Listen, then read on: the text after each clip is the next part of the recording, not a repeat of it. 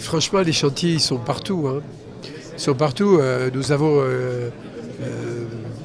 une vingtaine de ZAC aménagés sur la métropole.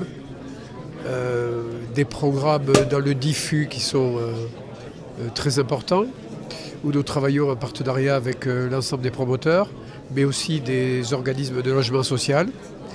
Nous avons, avec ACM Habitat, nous commençons à mettre en place toutes les opérations en rue.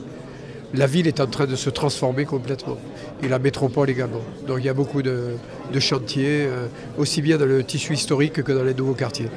Ce serait beaucoup trop long de faire en détail chacun des programmes, mais sachez que nous sommes environ à 3000 logements autorisés par an sur la ville de Montpellier, ce qui est un très bon résultat pour une ville qui ne cesse de croître et d'embellir. Alors je crois que le marché immobilier à Montpellier a été certainement un des plus réguliers dans les villes de France depuis 20 ans. Je pense en grande partie grâce au flux migratoire positif. Je pense par contre qu'il faut qu'il évolue vers beaucoup plus de qualité, vers beaucoup plus de plaisir d'habiter, ce qu'attendent les gens qui veulent investir et se loger à Montpellier. Je crois qu'on est arrivé un petit peu trop vite dans des appartements de taille un peu trop petite et que pour moi le plus grand luxe c'est la surface.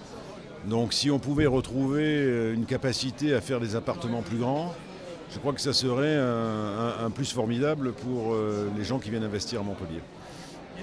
Non, le marché de Montpellier reste très porteur, au même titre que toutes les grandes métropoles aujourd'hui, hein, comme Bordeaux, Nantes, etc.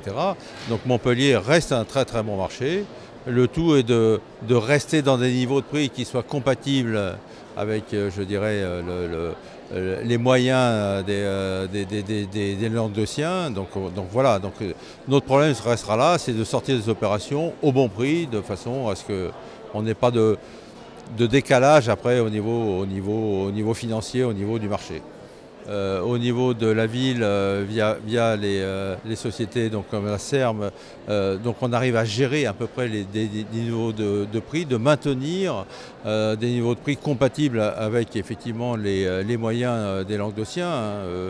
Ça a toujours été la force de Montpellier, ça le reste aujourd'hui.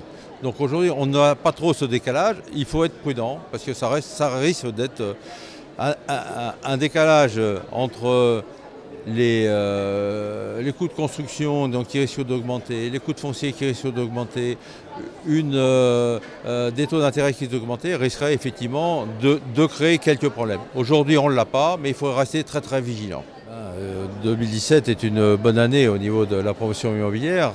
C'est vrai qu'on est un peu plus inquiet pour la suite avec les élections qui resteront pour nous un peu une inconnue aujourd'hui, compte tenu surtout du contexte politique.